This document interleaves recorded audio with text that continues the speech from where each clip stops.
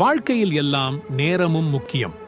ஆனால் நேரத்தை உணரக்கூடிய ஒரு சிறப்பான திறன் உங்களுக்கு தோன்றினால், ஒரு நொடியிலே வாழ்க்கையே மாறும்போது அந்த நொடியை யார் உணர முடியும்?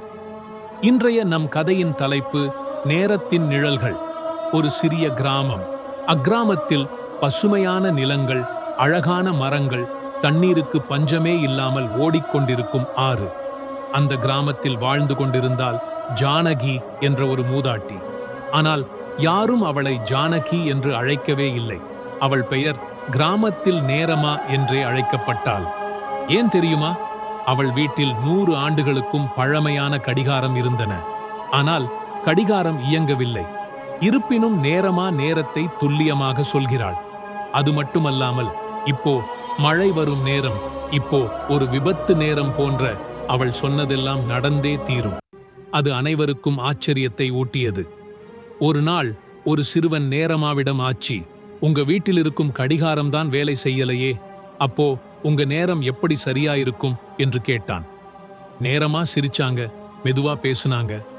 நேரம் கண்ணால் காண முடியாத தம்பி. அதை கேட்க தெரிஞ்சா அது நம்மை நோக்கி பேசும். சிறுவன் குழப்பமாக, நேரம் பேசுமா என்று நேரமாவிடம் கேட்டான். ஆம், ஒவ்வொரு நொடியும் நம் வாழ்க்கையை கூறுகிற ஒரு செய்தி. அதை கேட்பதற்கு பக்குவம் வேண்டும்.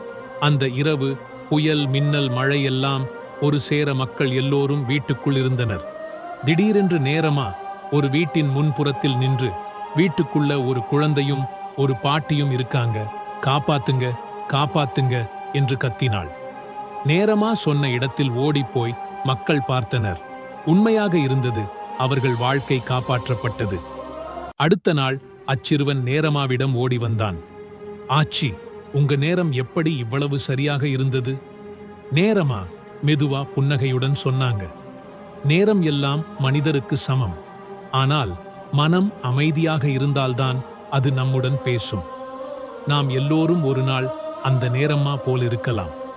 கடிகார ஒலிக்காத நேரத்தில் கூட உள்ளம் சொல்லும் நேரத்தை கேட்க தெரிந்தால், வாழ்க்கை நமக்கே முன்கூட்டியே எச்சரிக்கைகள் கொடுக்கும். நேரத்தை மதிக்கவும், ஆனால் அதைவிட மன நேரத்தை வளர்த்துக் கொள்ளவும். நேரம் என்பது ஒரு கடிகாரத்தில் அல்ல, அது நம்முள் பேசும் ஒரு உணர்வு. அதை உணர்த்தும் மன அமைதிதான் உண்மையான கடிகாரம்.